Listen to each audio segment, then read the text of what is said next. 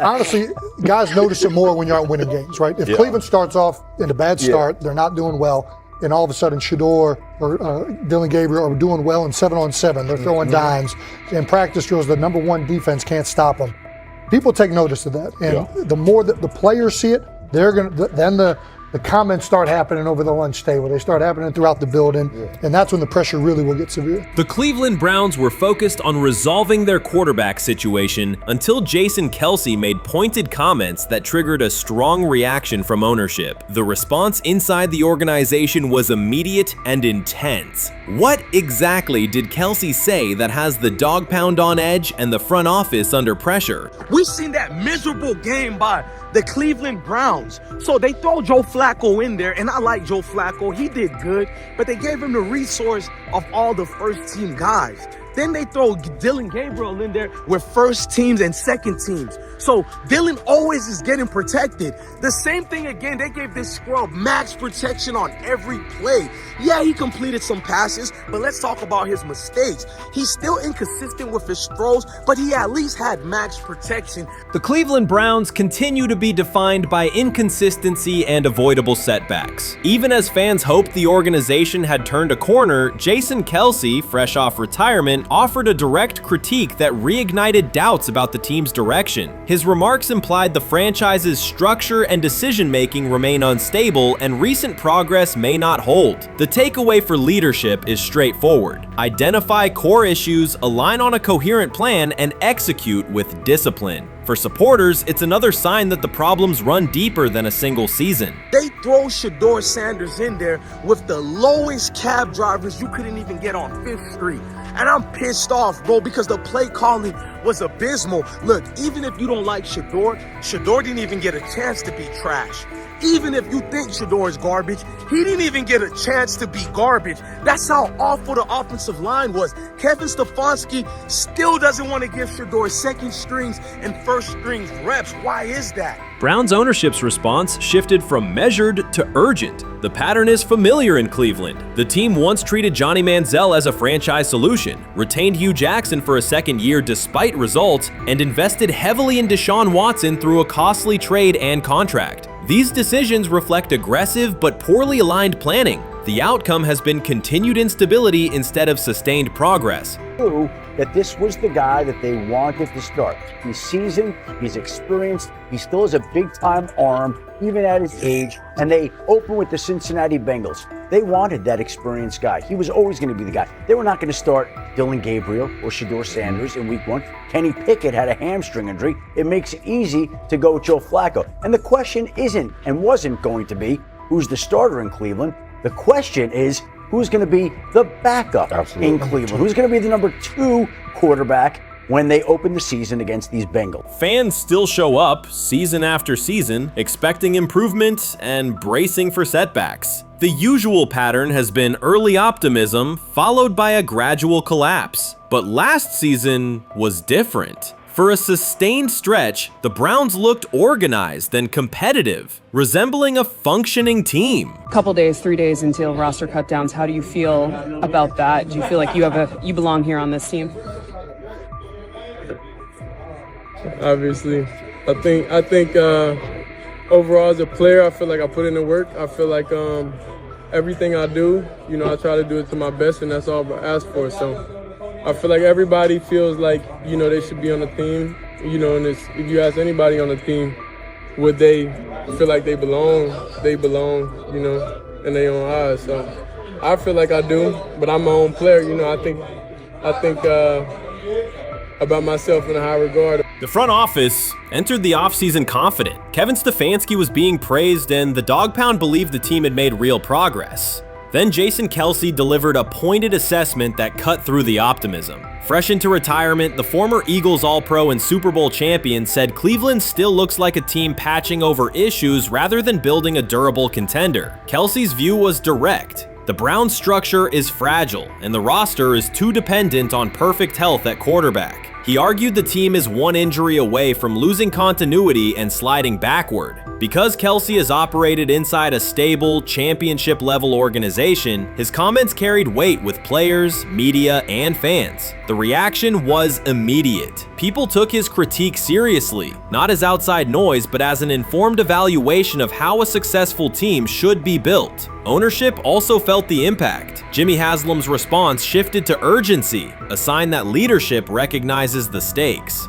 The criticism arrives in the context of prior high-risk decisions, especially the fully guaranteed $230 million commitment tied to Deshaun Watson. Watson has missed time and shown inconsistency when available, and the contract has constrained flexibility. Kelce's remarks highlight why depth, alignment between the front office and coaching staff, and a clear contingency plan at quarterback are non-negotiable. The takeaway is straightforward. Cleveland must convert last season's progress into a stable framework, protect the quarterback, deepen critical positions, and establish a plan that survives injuries and short-term setbacks. Without that, the games that fueled optimism will remain temporary.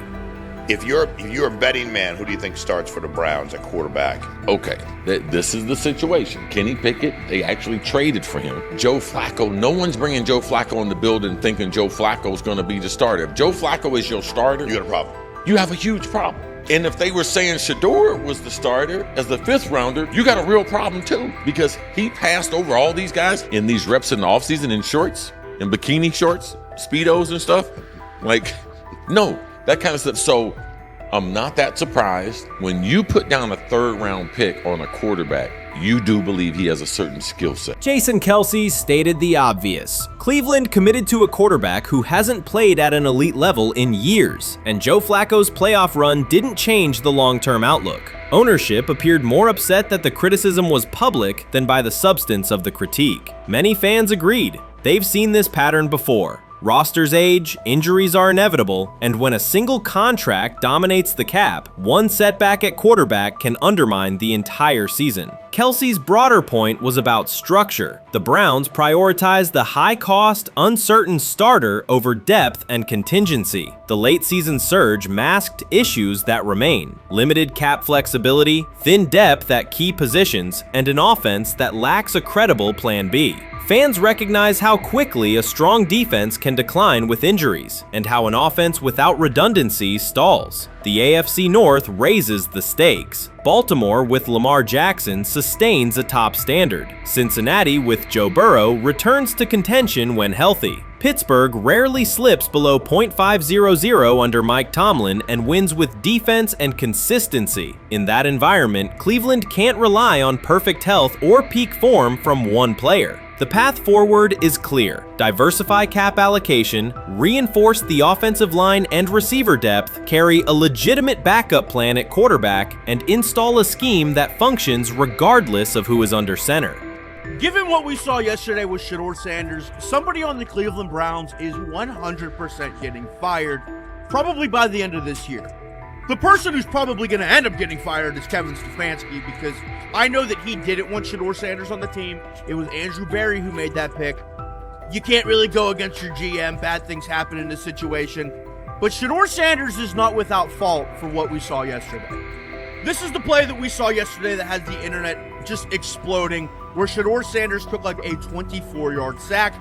Half of the internet is saying that this is all Kevin Stefanski's fault. Cleveland showed progress last season, but the underlying concerns remain. Jason Kelce highlighted them directly. The Browns' long-term plan is fragile, cap-constrained, and overly dependent on perfect health at quarterback. His comments focused attention on structural issues, roster depth, continuity in coaching, and a sustainable offensive approach, rather than a single hot streak. That criticism resonated because it reflected what many around the league already see. Ownership's reaction underscored the sensitivity. Jimmy Haslam has presided over frequent coaching and quarterback changes, and external scrutiny carries weight when it comes from a respected veteran with championship experience. Kelce's remarks reinforce that last year's Joe Flacco stretch was a short-term solution, not a foundation. The team still needs a durable plan that can withstand injuries and inconsistency. The practical takeaway is clear: stabilize the system, diversify cap usage, and build depth at key positions so the offense functions regardless of who is under center. The 2025 NFL Draft was expected to be Shedeur Sanders' moment. Many projected him as a top 10 talent and a headline quarterback in one of the most discussed college football storylines in years. Instead of walking across the stage on the first night, he waited through 3 days without a call. There was no celebration, only silence. When the phone finally rang at pick no. 144 in the 5th round, it was the Cleveland Browns. With that selection, the financial outlook changed dramatically. The Sanders family believes this was not a typical draft slide, but the result of coordinated action. They are pursuing a $100 million lawsuit alleging collusion across parts of the league.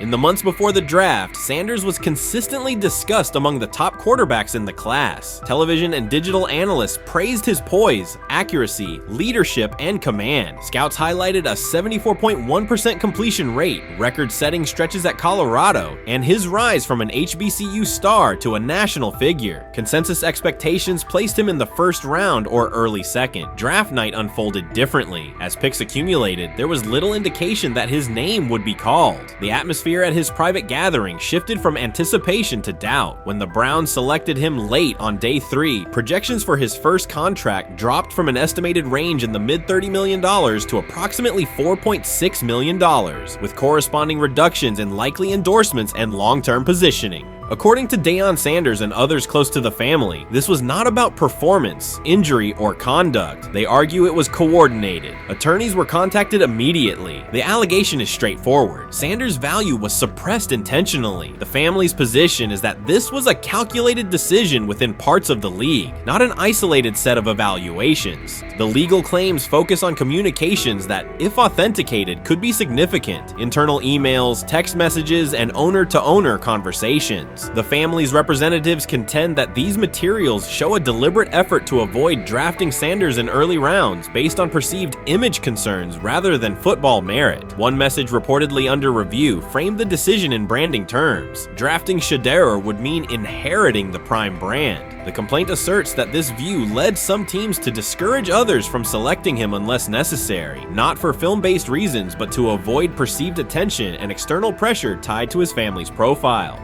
A related thread involves speculation about team fit and willingness to play for certain franchises. Past public comments by Deion Sanders were interpreted by some as signals of an Eli Manning scenario. The family's view is that these were strategic statements, not ultimatums. They argue that rather than engage in discussion, teams chose a passive approach, no direct rebuttal, reduced contact, and a collective reluctance to invest a premium pick. If phone records and written communications corroborate coordination, these items could become central exhibits. Media tone shifted as the draft neared. Coverage that had emphasized production and leadership began highlighting intangibles, interviews, and perceived coachability. Anonymous sourcing appeared in multiple outlets, with claims that Sanders skipped combine drills out of arrogance, bristled at film critique, or told one club, "Maybe I'm not the guy for you," after a tense session. A widely cited line, "Nobody wants a celebrity backup quarterback," was voiced by Colin Cowherd and circulated as shorthand for risk.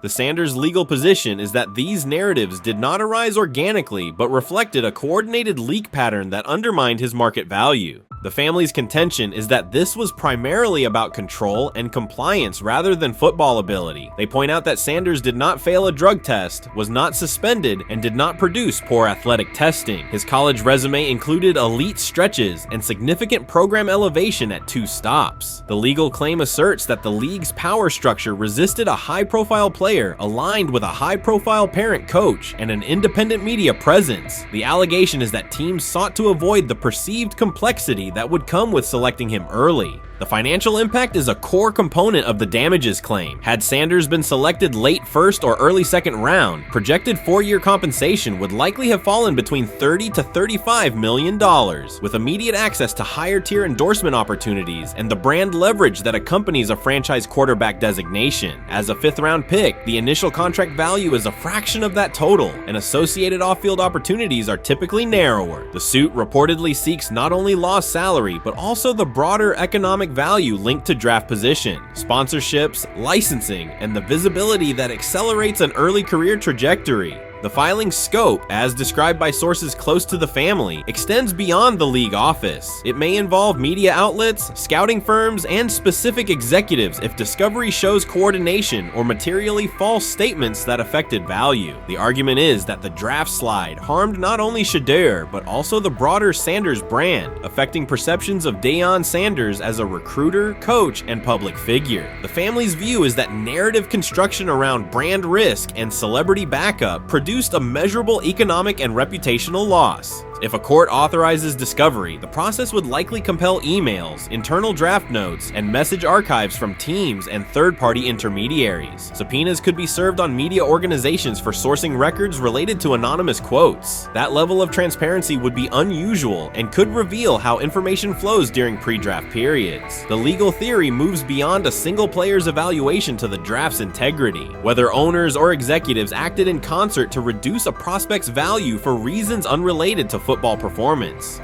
The league has not publicly addressed these specific allegations. Background comments from executives characterize the claims as overreach. The family's camp maintains they have documentation sufficient to proceed. The comparison points referenced by observers include Deflategate, Spygate, and the Colin Kaepernick grievance, not because the facts are the same, but because of the potential scope, policies, practices, and the balance of power between the league and individuals challenging its processes. Another dimension of the dispute involves how the NFL perceives Deion Sanders, Coach Prime, and the autonomy he promotes. He built a large media footprint around his programs at Jackson State and Colorado, elevated his players' profiles, and spoke openly about fit and leverage. The family contends that this visibility, combined with statements about preferred destinations, triggered resistance. The complaint frames the response as a preference for compliance and predictability over independent branding and public negotiation. The suit also addresses the pre-draft decisions that critics point to: skipping the Senior Bowl, declining full workouts at the NFL Scouting Combine, and candid interviews about team fits. The family characterizes these as strategic choices commonly made by top prospects, not evidence of entitlement. Their view is that similar decisions by other players did not produce the same narrative because those players fit more comfortably within league expectations. The risk calculus is clear. Bringing a suit of this magnitude invites professional consequences. The family acknowledges that some within the league may react negatively. Their position is that the principle at stake, transparent and fair valuation, warrants the risk. The message they intend to send is that manufactured narratives and coordinated devaluation should face scrutiny, particularly when they affect earnings, opportunity, and reputation. If the case advances, several outcomes are possible. The court could find insufficient evidence of coordination, limiting the scope to individual judgments protected as opinion. It could also find enough to proceed to broader discovery, which would have implications beyond one player, including potential changes to how teams document evaluations and how media handle anonymous sourcing close to the draft. Agents might push for reforms, including clearer guardrails around leaks and standardized prospect communication records. For now, Sanders is working within the Browns structure. He has avoided public escalation beyond confirming focus on preparation and development. The lawsuit is a separate track managed by counsel. This dual approach, professional routine on the field and legal action off it, reflects the family's strategy. They intend to contest the process they believe harmed him while meeting club expectations day to day. The core allegations remain consistent across their statements. A talented quarterback saw his draft value suppressed by coordinated behavior tied to branding concerns and public positioning rather than football merit. Media narratives amplified that shift, and the result was a substantial, quantifiable loss. The remedy sought includes compensation and a measure of accountability that could deter similar conduct. Whether the claims are ultimately proven will depend on documentation and testimony. If emails, texts, and call logs substantiate coordination, the impact could be significant, prompting policy review around pre-draft communications and media engagement. If not, the case may narrow to disputes over opinion, perception, and the gray areas of scouting. Either way, the filing signals a willingness to confront entrenched practices and to test in court how far the process extends beyond film and interviews. This situation has moved from speculation to litigation. It addresses control, image, and power in a system that influences careers and compensation. It also underscores how public narratives can shape market outcomes. Sanders' path now has two tracks: earning opportunities on the field in Cleveland and seeking redress off the field for what the family views as an avoidable and orchestrated loss. The questions at stake are larger than one draft slot. They touch on how the league values independence, how information is weaponized, and what recourse exists when a player believes the evaluation moved from football to optics. The answers will emerge through practice reps and, potentially, through discovery and a courtroom record. You can't fire the owner because he can't fire himself. Yeah, someone's head's going to roll, unfortunately, in this situation, and it's probably Stefanski and Barry. I saw on The Athletic. I don't think that's fair, by the way. Stefanski, that part. I agree. I was saying the other day on my podcast that Barry should be fired, and I said I wouldn't fire Stefanski, but a couple of people made the point of saying, well, if you fire the GM, you got to give him a chance to hire his own coach, which is fair. That's true. So I would fire Barry. I would hire a new GM.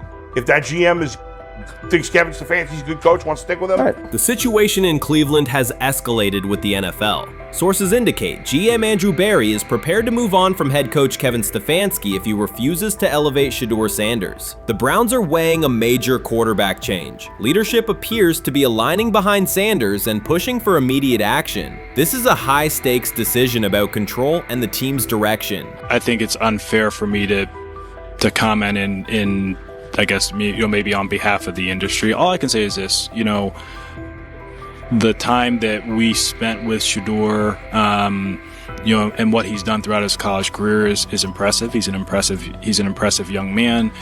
He's a really good quarterback. Sometimes, fit comes into play. And I'd also say this, there are 4 more rounds of the draft. And then maybe lastly, it's less about where you get picked and what you do after you get picked. That's really the most important thing.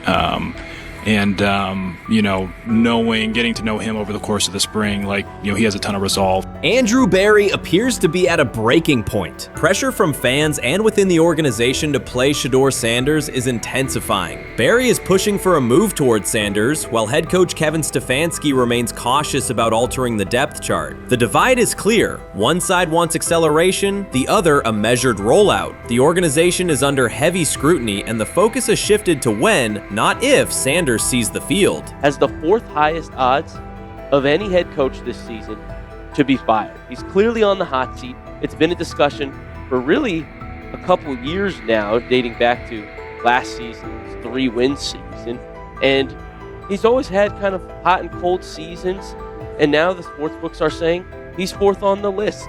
Number 1 is Mike McDaniel of the Miami Dolphins, Brian Daboll of the Giants at 2, Shane Steichen at 3, and there is Kevin Stefanski plus 650 to be fired. This has moved beyond tension to outright stubbornness. Rather than elevating Shedeur Sanders, the staff has chosen Dillon Gabriel. The current depth chart looks less like a forward plan and more like resistance to change. Fans have been clear about who they expect to see, yet the organization keeps delaying. Every week without a real evaluation of Sanders slows development and blurs accountability. Cleveland is choosing a conservative approach when a decisive decision is needed, sending a message of uncertainty to both the locker room and the city. Now being the 3rd string quarterback for the Cleveland Browns, was that so much was made out of unbelievable. He actually made the team as the 3rd string quarterback. Like that was a big deal. Like that was somewhat of a surprise to a lot of people. He should have been the 1st pick in the draft. Kevin Stefanski appears to be doubling down to validate his approach. Despite sustained demand from Browns fans to see Shedeur Sanders reflected in chants, merchandise, and constant discussion, he continues to keep Dillon Gabriel in front on the depth chart. The decision functions as an assertion of control rather than a response to momentum. Even with clear signals from the fan base, Stefanski is staying with Gabriel and delaying a full evaluation of Sanders. It is a deliberate choice to maintain his plan and pacing, not to accelerate change. Cleveland is prioritizing continuity over recalibration, keeping any transition to Sanders on hold. But yeah, I mean, the Browns are in a tough spot. They have wasted.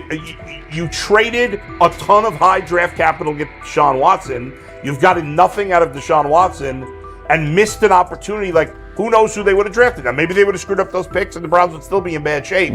Andrew Berry is likely frustrated watching Dillon Gabriel default to conservative throws while the offense stalls. From a football perspective, this appears to be the hill Kevin Stefanski is choosing to stand on. Keeping Gabriel ahead of Shedeur Sanders has limited the unit's explosiveness and prevented a full evaluation of a higher ceiling option. Drives end quickly, field position flips, and momentum is lost while Sanders remains on the sideline. Fan patience is wearing thin. Each ineffective series intensifies criticism and shifts scrutiny toward the coaching staff's criteria for the depth chart. With every additional snap for Gabriel, the decision reads less like an open competition and more like rigid adherence to a plan that isn't producing results. The optics are clear. A dynamic quarterback sits while a cautious approach keeps the offense in neutral. If this continues, accountability questions will grow inside and outside the building. What performance benchmarks keep Gabriel ahead of Sanders? When will Sanders receive first-team reps in live situations to allow a fair comparison? The front office must decide whether to preserve continuity or pivot toward a timely assessment of Sanders. The longer the current approach stays in place, the more it signals stubbornness rather than adaptation, and the more pressure mounts to realign the plan with on-field output. I honestly see it happening if the Browns lose a bunch of games. Like if they get 5 wins or less, I see the report coming out now that Stefanski will be fired. I don't want it to happen. I want the Browns to be good, win a bunch of games. I think that they're going to be a team that is slept on and can at least get 7 wins, which is why if they don't, I see Stefanski getting all the blame for that, and there'll be a new coach in Cleveland. Because their players, to me, are there once again. We've talked about the incredible rookie class. The approach in Cleveland lacks consistency. One week, Andrew Berry signals he wants Shedeur Sanders on the field. The next, Dillon Gabriel gets the reps and the plan stays conservative. Through it all, Kevin Stefanski shows limited urgency despite pressure on his job security. Fans are asking for an offense that can push the ball, change field position, and produce points. Instead, the unit leans on short throws and cautious sequencing. Gabriel's play keeps the ceiling low and momentum static, while a full evaluation of Sanders is postponed. The result is growing frustration and a clear disconnect between the front office, coaching staff, and expectations in the stadium. The NFL tried to teach him and his father a lesson. You don't act like that. You don't talk like that before a draft. We'll show you how our game is played. We will watch you plummet all the way. I think he would have gone undrafted except for that owner in Cleveland. And he is the key to everything because he is something of an against-the-grain maverick owner. He's kind of a wannabe Jerry.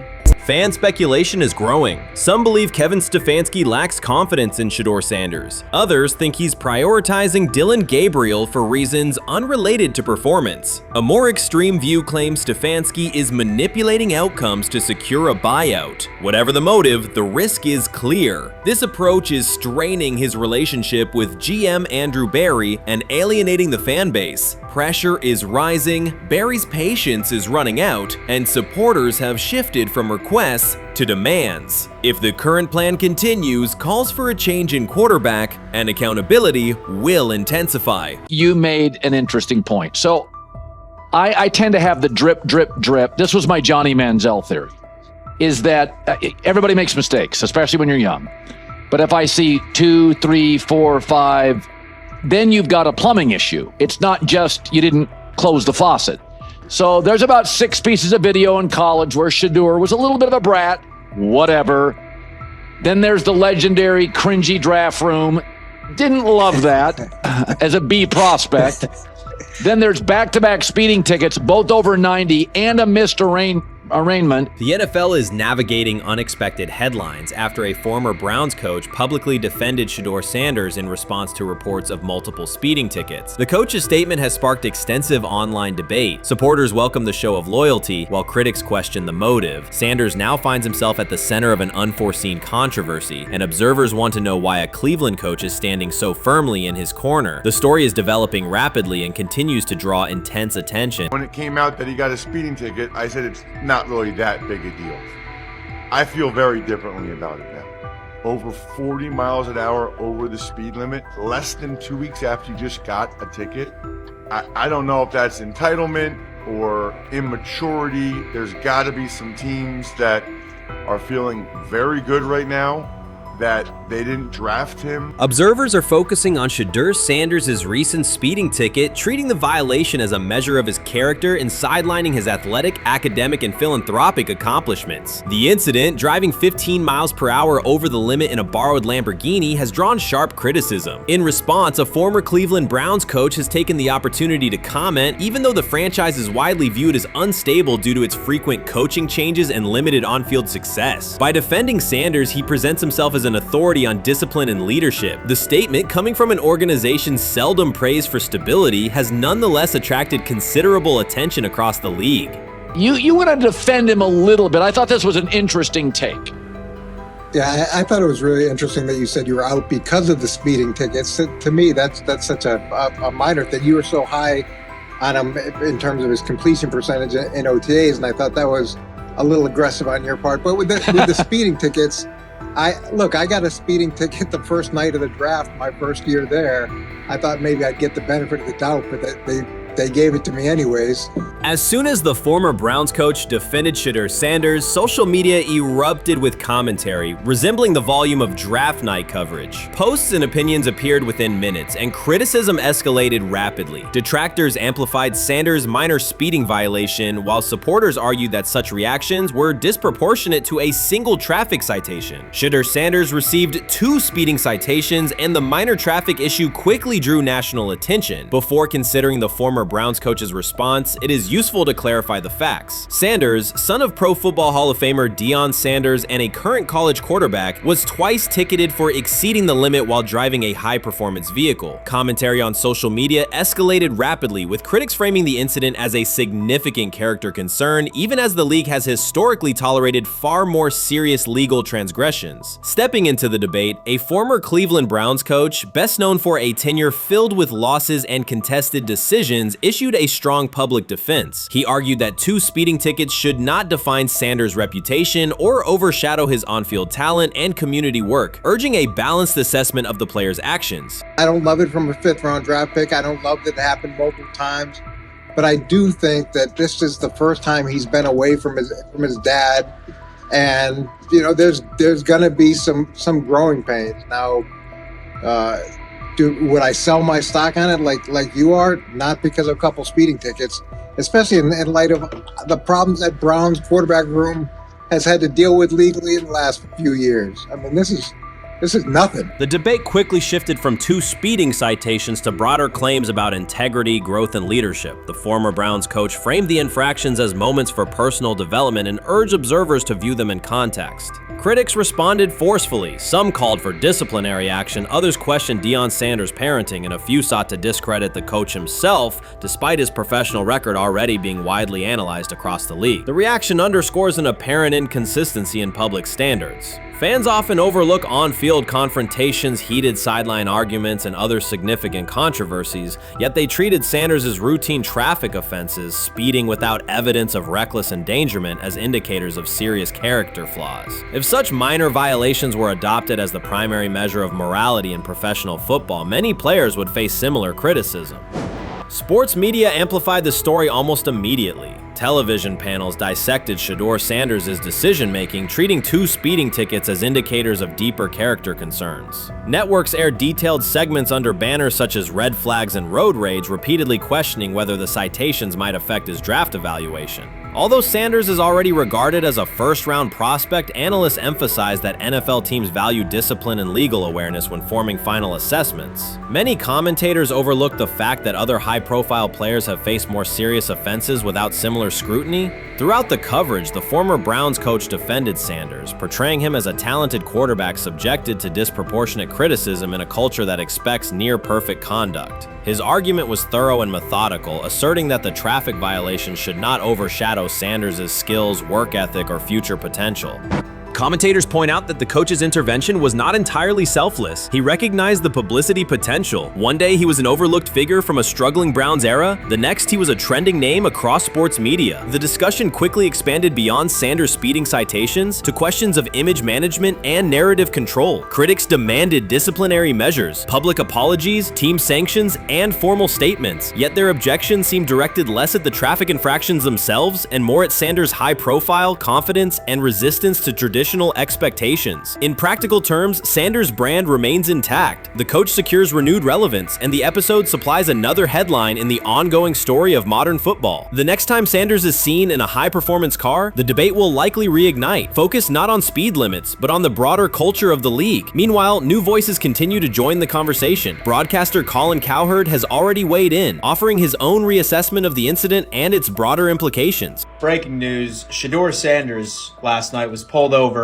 going 100 miles per hour. All right, he clocked 101, 41 miles an hour over the speed limit in Cleveland. He will have the opportunity to fight the ticket in court. Now, I'm not exactly sure where he was pulled over, whether or not that it was in Ohio or whether or not that it was in his home state. But typically when you're going 40 over, that's flirting with the line of reckless driving. Folks, I gotta tell you, I don't understand what it is with these young men driving at absurd speed. Colin Cowherd's view of Shedeur Sanders shifted abruptly. Days after praising the quarterback's poise and skill, he appeared on air to declare that Sanders is overhyped, unfocused, and distracted by celebrity. The reversal was immediate, without any gradual reconsideration. Cowherd now frames Sanders' 2 speeding tickets as evidence of poor judgment, even though he has defended other quarterbacks facing far more serious off-field issues. The sudden, wholesale withdrawal of support leaves viewers questioning the consistency of Cowherd's criteria and illustrates how quickly media narratives can change when minor incidents receive outsized attention. This is okay. nothing. Okay. How much of this is? I mean, Jimmy Haslam has his hands all over Manziel, has his hands all over Deshaun Watson. Admitted it, man enough to admit it. I saw the reaction in the draft room when they took Shedeur Sanders. Pretty obvious it wasn't the coach and the GM's pick. How much is this? This team has 8 last place finishes in 13 years owning it. How much of this is we don't have a very good owner here like Washington, D.C. and the Commanders? Yeah, I didn't love the owner stepping in and saying, you got to take this guy in the 5th round. And I doubt they'll ever admit to it. While Colin Cowherd urged teams to move on from Shedeur Sanders, former Browns coach Eric Mangini offered a more measured response. Mangini, whose tenure in Cleveland was marked by mixed results, used his platform to provide context rather than condemnation. Instead of sensationalizing the speeding violations, he encouraged viewers to consider Sanders' circumstances. A 21-year-old quarterback whose life is scrutinized both on and off the field. Mangini acknowledged that the tickets were mistakes, but emphasized that they do not by themselves define Sanders' character or future. He noted the extraordinary attention athletes receive today, combining the responsibilities of quarterback, public figure, and social media presence. Under such pressure, missteps are magnified, and criticism multiplies quickly. Mangini concluded that any evaluation of Sanders should weigh the totality of his behavior, performance, and growth, rather than isolate 2 traffic citations as decisive evidence of poor judgment. He lied to us all when he said that this was going to be an open competition, a 4-man open competition when it comes to the QB situation up there in Cleveland, in which, from the looks of it, all we've seen it be was a 3-man race. The only people that has been getting reps in with the first team or with the veterans are Joe Flacco, Kenny Pickett, and Dylan Gabriel. We've never seen my boy Shedeur Sanders get a chance to get in, even with him doing the things that he has been doing up there. He has yet to get in with the... Shedeur Sanders was caught off guard by Coach Kevin Stefanski's recent remarks, which have sparked talk of bringing in another starting quarterback. Commentators are debating whether Stefanski's comments reflect eroding confidence in Sanders or a brief lapse in judgment, but the rookie now faces intensified scrutiny over his role. The Browns, we got an analyst that says that Shedeur Sanders should have some kind of a ban? Banishment of some kind? Come again? Say what? For what? And we've got, this would be more troubling. If I'm a Browns fan, and this is where we're going to start, potential dissension in the ranks of the front office and the coach. And over what? Quarterback. When a program's headline quarterback suddenly becomes the subject of sideline murmurs and quiet searches for replacements, the situation is unmistakable. It's a breach of trust. Shedeur Sanders, the passer who put Colorado back in national conversations with his production and profile, has just received a clear message that his job security is in question. Coach Kevin, the assistant previously considered to be in Sanders' corner, made remarks that ignited speculation about changing quarterbacks. Fans, analysts, and even Deion Sanders are now reassessing the team's unity and its true plan for the position. The comment was no accident. It was a deliberate signal that the staff may soon elevate a backup. For perspective, Shedeur Sanders did not step into ideal conditions last season. He was sacked so often that Colorado could have dedicated a locker to every opposing edge rusher who reached him. Could I possibly go to bat for Kevin Stefanski as a great head coach? No, I couldn't. Could you go to bat against him, saying he's a horrible head coach? No, I can't. I think that's why we fall in the middle. I think that's why in a lot of these discussions, and that's why a lot of the rankings, you see him right now in that 15 to 20 range, somewhere in that middle pack of NFL head coaches. I've said earlier, Kevin Stefanski has already been given more head coaches than any coach I've ever seen in Cleveland. Starting with the decision to move on from Baker and him clearly still having another level to get to in Tampa. Last season, Shedeur Sanders often had to operate behind an offensive line that provided minimal protection. Yet he still delivered precise throws and critical drives. At times, he seemed to be carrying a struggling roster almost on his own. Despite the constant pressure, he never complained, never threatened to transfer, and never acted entitled. He remained with Colorado because he trusted the program, trusted his father, and believed in the team's larger mission. That loyalty is why Coach Kevin Stefanski's recent statement that the quarterback competition is wide open struck so sharply. The remark implies that Sanders' starting role is insecure, as though the player who absorbed countless hits while holding the offense together is simply another name competing with walk-ons and first-year athletes who are still learning the cadence. This goes beyond ordinary coach language about fostering competition. It introduces genuine uncertainty about the staff's confidence in Sanders and invites speculation that Colorado is actively assessing outside options through the transfer portal. By characterizing the position as vacant, Stefanski has planted seeds of doubt that could quickly evolve into rumors and undermine the stability of the locker room. I'm sorry, but when it comes to quarterback, I'm going to defer to my head coach, generally speaking, especially one with Stefanski's track record and how he's viewed across the league. So this is interesting because it tells you Kevin Stefanski's not a Shedeur Sanders guy. And it also tells us who made these picks. Exactly.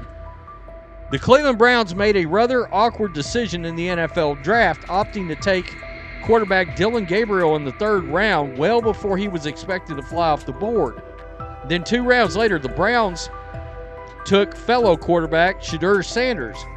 So what exactly is going on? Discussion has begun about whether Colorado is actively evaluating another quarterback and preparing for life after Shedeur Sanders. Analysts are debating whether Coach Kevin's move is calculated strategy or a misstep that jeopardizes team stability. Sanders remains a top NFL prospect, Deion Sanders' son, and the program's public face. His highlights dominate social media and his jerseys outsell the team's victories. Yet he is once again being asked to reaffirm his position. The issue is more than routine roster management. It intersects with the family dynamics that shape the program. By portraying the quarterback job as open, Coach Kevin signals to both Shedeur and Deion that the staff is willing to move on despite Sanders' stature. For Shedeur, sitting through film sessions while hearing talk of potential replacements adds an unwelcome layer of uncertainty to an otherwise proven resume.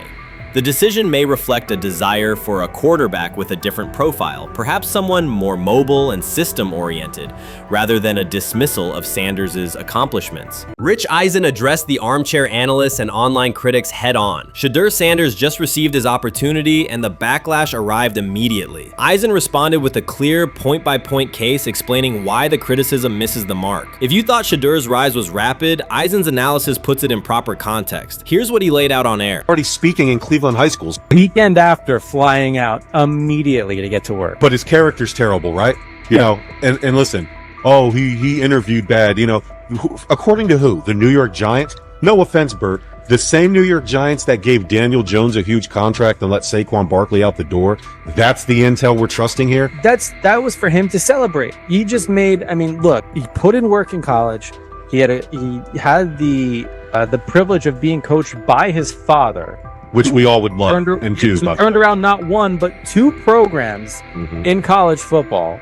And then literally for any athlete, being drafted at the highest level is a success story in itself. Rich Eisen delivered a direct response to the critics. He addressed the online claims reducing Shedeur Sanders to Deion Sanders' son instead of evaluating him as a quarterback on merit. Eisen challenged those assumptions and refocused the discussion on performance, preparation, and opportunity. Say Kenny Pickett had strained his hamstring.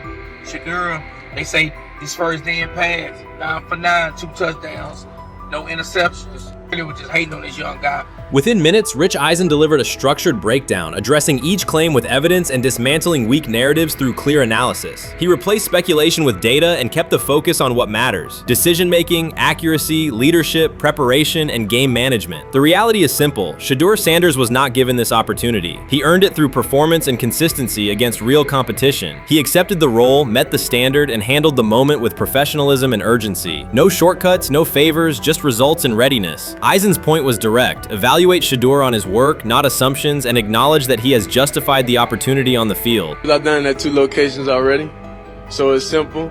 So that's why when people say I'm not, one of the top quarterbacks or the top quarterback, is what are y'all going based off of? Because I did it year after year after year, and you see the progression. So it's like, obviously, it got to be some type of external hate that you have for the family, for the last name, for anything, because I know I proved myself. While many were still debating whether he was NFL ready, Shedeur Sanders stepped onto the practice field and operated like a clear QB1, setting protections, controlling tempo, and executing the plan. The narrative that he is just flash, media attention, or his father's influence does not hold up against his work in installs, progressions, and situational drills. What he showed was composure, efficiency, and command of the offense. He processed quickly, protected the football, and delivered on-time throws, demonstrating preparation and control. I'm a firm believer. If I wanted Shedeur Sanders at 2, at worst at 33, of course I already think that he's better than other quarterbacks, because that's the type of talent. That's where I would have picked him at. And if he was at 2 or 33, and he still had the same exact skill set, we would be talking about him starting and playing. Right. Well, there'd only be 3 quarterbacks. It'd be 3 quarterbacks, not 4. 4, yeah. But since he moved to the 5th round, that's cool. They might have to go along with it. But to me, I think if you ask who got the best tools, I'm going with Shedeur Sanders. From the first day of camp, he was not there to get by. He arrived to lead. There was no hesitation in installs, no lapses in fundamentals, just precise timing, clean footwork, and consistent velocity to every level of the field. He managed protections, controlled cadence, and delivered in situational work, showing command rather than learning on the fly. The approach was efficient and disciplined, with attention to detail and progressions and ball placement that reflected preparation, not improvisation. At the same time, Rich Eisen addressed the narrative directly and backed it with evidence. He laid out clips, context, and performance markers to cut through speculation. Eisen emphasized that Shedeur Sanders did not step into this moment because of publicity. He built toward it through sustained work, resilience, and results. The background, media readiness, high football IQ, and a professional approach was developed over years, not days, and it translated to immediate operational control of the offense. The resistance came from familiar places. Some in the traditional guard still frame mobile quarterbacks as limited and expected the nepotism label to define him. That view did not hold up against what was on the field. Composure under pressure, secure decision-making, accurate throws into tight windows, and consistent execution in red zone and 2-minute sequences. Eisen's point was clear. Evaluate Shedeur Sanders on performance and readiness. The evidence shows he earned the opportunity and is meeting the standard with accountability and consistency. Yeah, teams in drafting they didn't think he was first-round talent. And the quote we played and that's on the screen, I think is flatly wrong. We all know this shouldn't have happened. Yes, it should have. It should have happened because this wasn't. Now, again, teams can be wrong. The league as a whole can be wrong.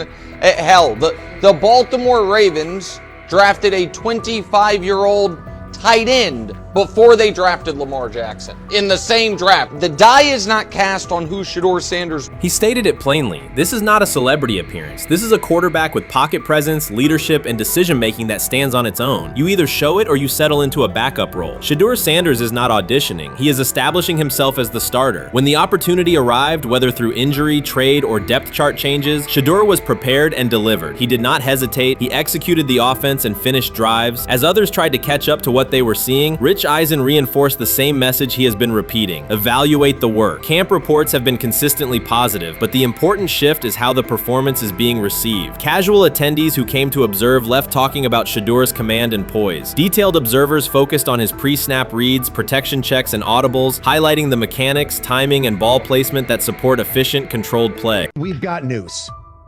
Got news. About my Cleveland Browns. We've got an oblique problem. Obliques are big deals, especially when it's your quarterback. Now, he might be fourth on the depth chart, but he was number one in the preseason game last week, and he did a great job. 138 yards, 2 touchdowns. Shedeur Sanders has an oblique injury. That is not good. I do not like this. I hate this because I want to see more reps for Shedeur Sanders. Shedeur Sanders, a projected breakout this season, has been sidelined unexpectedly. The Browns coaching staff confirmed an oblique injury significant enough to keep him out of all activity. No reps, no drills, no warm-ups. Concerns are rising about how this may affect his momentum and force adjustments to the team's plan. The focus now is his recovery timeline, the impact on his development, and the next steps for the quarterback depth chart. Browns rookie quarterback Shedeur Sanders injured his oblique during practice today, putting his status in doubt for Saturday's preseason game against the Eagles. He's the latest quarterback on Cleveland's roster who has dealt with a health issue, joining fellow rookie Dillon Gabriel and Kenny Pickett.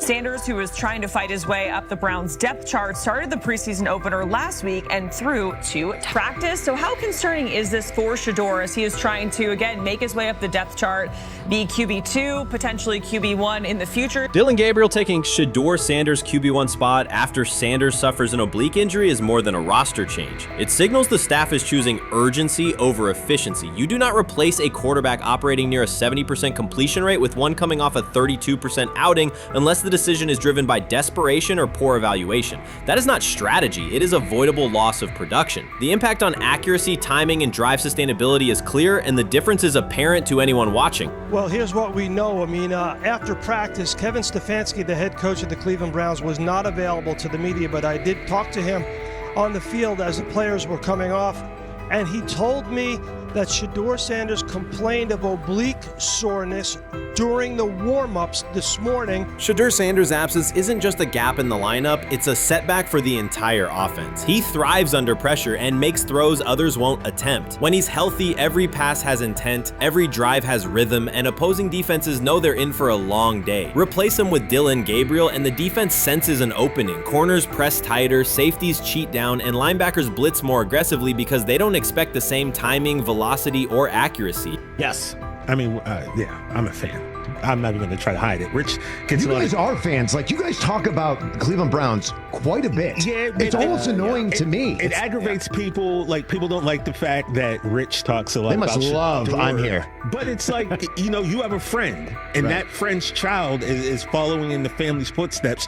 You want them to do well. I don't know why people have such an issue. I know Rich is supposed to be impartial, but it's kind of hard when you have that type of tie to it. But yeah, I'm rooting for Shedeur, man. And Dillon Gabriel's 32% completion rate isn't just poor, it's untenable at this level. A number that low needs no context. It means 2 misses for every completion. Weather, opponent, and play calls are secondary when efficiency is that limited. That output does not sustain drives or keep the full playbook viable, yet he is starting while Shedeur Sanders is sidelined. The contrast is clear. Sanders brings accuracy, timing, and command. Gabriel's recent performance reflects inconsistency and missed opportunities. Choosing Gabriel under these circumstances reduces offensive reliability and invites defensive pressure. It is a decision that sacrifices efficiency and field position. So it'll be interesting to see what happens with Dillon Gabriel, but to the Shedeur Sanders point, it is unfortunate because I thought he was gaining some momentum. I know the practice that they had before they left for Philly, Daniel Oyefusi reported that he actually took the most reps of all of the quarterbacks. And that was the first time that had happened. It was the first time that he had went ahead of Dillon Gabriel. practicing with the twos, etc. So, like, coming off that stout performance against the Carolina Panthers, he was gaining momentum. If this were a clean evaluation, there would be no debate. Shedeur Sanders is the clear choice. He's accurate, composed, and consistent with a track record of high-level production. Dillon Gabriel remains a question mark, and not the kind that stresses defense. He's the kind that makes coaches consider leaning on the run to limit risk and protect field position. The reality is that injuries create openings for players who haven't earned them. Gabriel has stepped into QB1 while Sanders is out, but that reflects circumstance, not superiority. We don't know the severity of this oblique injury and whether it will even keep him out of Saturday's game against the Eagles. As for moving up the depth chart, I'm the Browns preseason sideline reporter. I was there Friday night when he burst onto the stage and set the NFL world buzzing. And yes, his demeanor was tremendous. His poise was tremendous.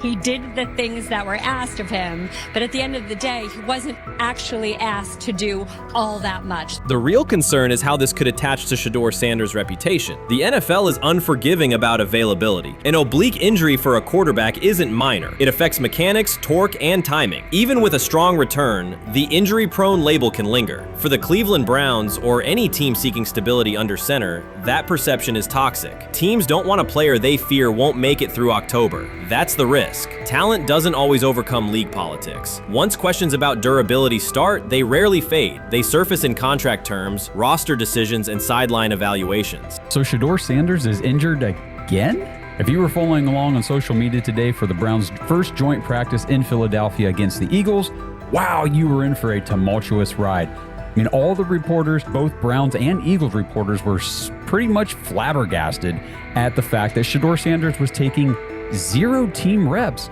during the day, and even Tyler Huntley was getting team reps instead of Shedeur. And then it came out, obviously, everybody's speculating. There's people calling for Kevin's jobs, and before I go any further, I don't blame anybody, ever. Meanwhile, Dillon Gabriel's numbers should be sidelining him, not elevating him. A 32% completion rate isn't a dip, it's a warning sign that points to issues with field vision, timing, and receiver cohesion. That's the quarterback taking snaps while Shedeur Sanders is out. Put their work side by side and the gap is obvious. Sanders shows consistent placement, timing, and footwork that reflect high-level execution.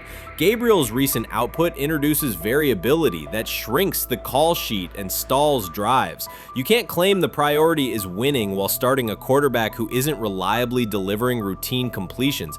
Fans recognize it, receivers lose confidence and tempo when targets are off, the offensive line's urgency fades when protection doesn't translate into productive throws, team belief in the quarterback is fragile, and once it erodes, a season can come apart quickly.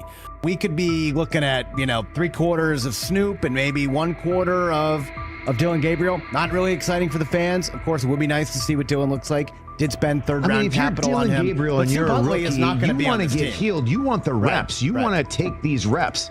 So what do you do to prepare yourself and get ready? Because, man, when rookies get injured, it's like these reps are so valuable. Yeah, sets them back a lot. We do have some video here. Mike Garafolo had some video of Jalen Hurts kind of helping Shedeur use his cart to get off the field here. Shedeur Sanders changes the entire equation. His presence under center keeps defenses honest, keeps teammates engaged, and expands the coaching staff's options. You can call vertical shots, open the playbook, and control the game's tempo. Dillon Gabriel limits that. With him, the playbook narrows, drives stall, and the defense ends up on the field too long trying to compensate. The Cleveland Browns are not in a position to gamble at quarterback. This is a franchise with a difficult history at the position. With Gabriel, the issues are visible from the stands. A 32% completion rate won't jump to 60% with a few extra reps. If anything, it will decline as defenses present looks they would not risk against Shedeur. And that's the core issue. Shedeur Sanders at 80% is still a better quarterback than Dillon Gabriel at his best. That isn't exaggeration, it's the numbers. If Sanders is a 70% passer when healthy, even a drop to 60% keeps him well ahead of where Gabriel is now. Yet the team is rolling with the quarterback who isn't delivering routine completions. Every week Sanders is out, his hold on QB1 loosens. That's the hard truth. The longer Gabriel stays in the role, the more coaches cite continuity and chemistry to cover what's happening on the field. Every throw and every drive has to be a statement, not just to win, but to erase any notion that Gabriel is a legitimate alternative. In the NFL, QB1 isn't handed back because you used to be the best option. You have to take it. Started off was some positive news for Shedeur, and then it kind of just went left real quick. Shedeur got the news early on that if Dillon Gabriel couldn't go, he would get his second straight start in the Saturday preseason game against the Philadelphia Eagles. And then he went on to injure his oblique. For the fans who don't know exactly what part of the body the oblique is at and what that injury is and how it can impact the quarterback, can you explain to them what is an oblique injury?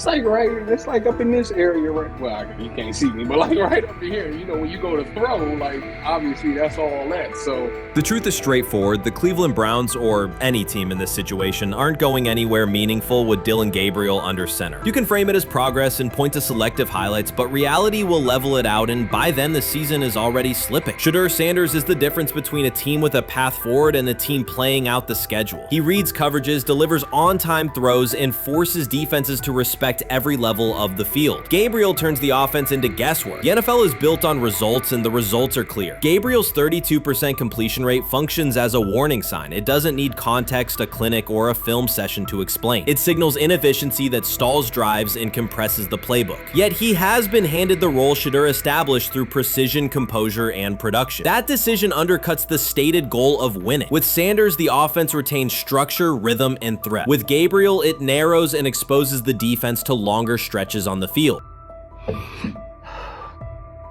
I'm about to unleash about Shedeur Sanders. I just watched what happened to Shedeur Sanders in the Cleveland Browns' third and final preseason game. And I'm outraged, I'm sickened, and I'm saddened.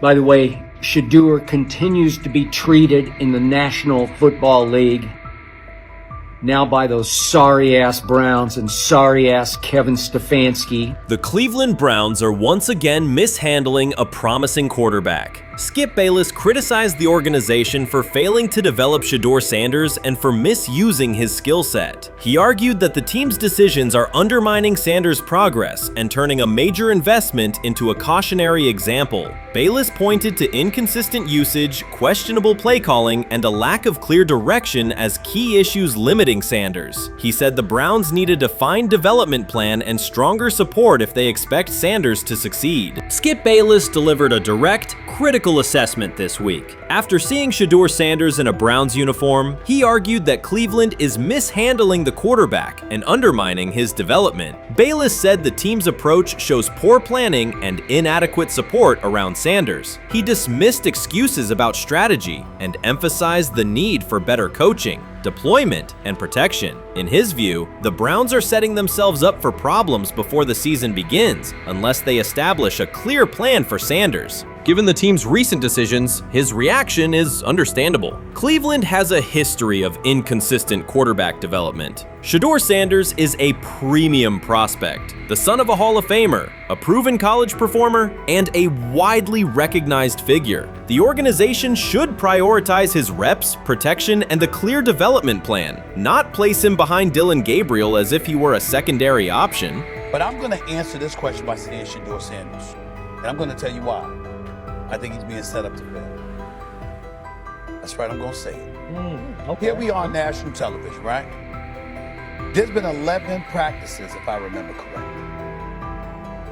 He's been starting against he's been playing against the third unit. He's fourth on the depth chart. And then suddenly you throw him into the start line, and he hasn't had any reps for the first team at all. Think about that.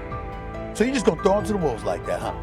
I mean, you know, if he had first team snaps in practice. Yet here we are. Cleveland has one of the most publicized prospects and is handling him like a depth piece. The broader issue is the franchise's long record of quarterback instability and inconsistent development. That history colors every move they make. When the Browns draft a quarterback, fans don't anticipate a long-term answer. They brace for another reset. Shedeur Sanders should be treated as a priority, not as an afterthought behind Dillon Gabriel. Let's give him a chance. Let's give him a chance with the play calling. You know you have an offensive line that isn't playing that well. So what do? Why not just play the short game so he can get the ball out of his hands very fast to run a competent goddamn offense? Outside of that, Shedeur has to be better in understanding that the offensive line that you're working with right now is not adequate.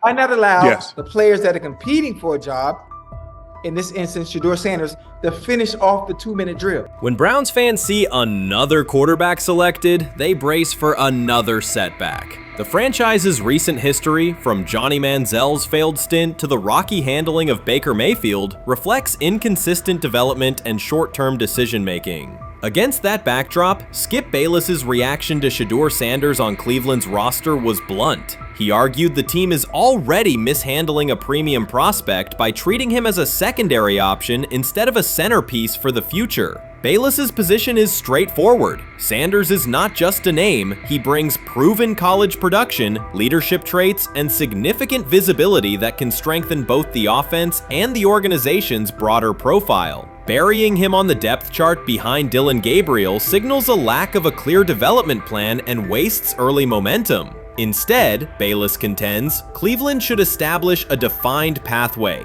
First-team practice reps, protection and personnel tailored to his strengths, deliberate play calling that accelerates processing, and measured in-game opportunities that build confidence and execution. In his view, the Browns need alignment from the front office to the coaching staff to prioritize Sanders' growth. Continuing to treat him like a depth piece risks repeating the same cycle that has undermined previous quarterbacks. Committing to a coherent plan gives Sanders and the franchise a realistic chance to convert potential into sustained performance.